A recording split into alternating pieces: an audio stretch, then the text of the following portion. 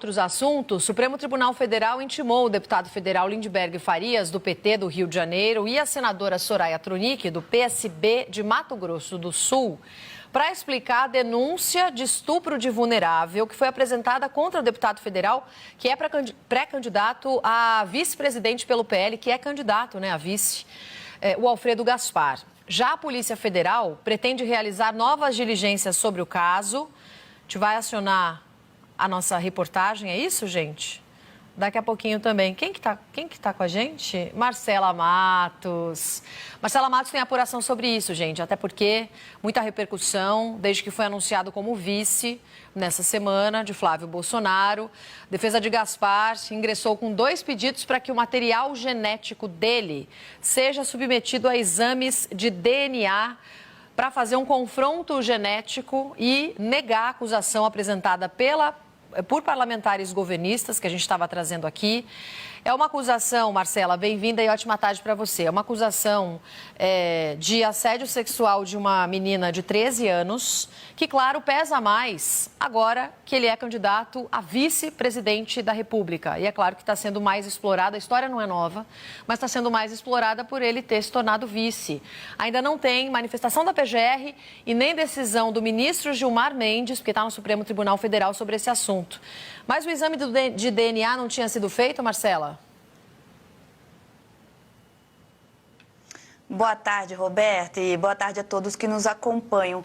Roberta, ainda ali na primeira instância, o próprio deputado Alfredo Gaspar, ele já tinha feito, então, a coleta desse material genético e deixado à disposição, então, caso quisessem fazer algum tipo de exame. Então, o que ele fez agora? Ele ingressou com o pedido no Supremo Tribunal Federal e na Procuradoria-Geral da República, falando que esse mesmo material que já foi coletado poderia ser utilizado para que esses exames de DNA sejam feitos, ou ainda, caso os investigadores prefiram, ele faça uma nova extração para, como está ali na peça apresentada pela defesa, que seja feito ali um confronto genético. E como você disse, Roberta, esse caso ele não é novo e surgiu também num momento ali de um grande componente político, porque Alfredo Gaspar foi o relator da CPMI do INSS e na reta final dos trabalhos, quando ele já estava ali indiciando o filho do presidente Lula, o Lulinha, o deputado Lindbergh Farias e a senadora Soraya Tronic fizeram ali uma coletiva de imprensa e anunciaram essa notícia crime, essa notícia de fato, trazendo à tona essas acusações, que são acusações sensíveis e graves, extremamente graves, que dizem então que Alfredo Gaspar teria cometido, segundo essas acusações, o crime de estupro de vulnerável e, nessa ocasião, engravidado, então, essa jovem. Então, a partir daí, agora, o que o vice de Flávio Bolsonaro pede é que seja, então, feito um exame de DNA com base no material genético dele e com base nessa jovem apontada como uma suposta filha dele,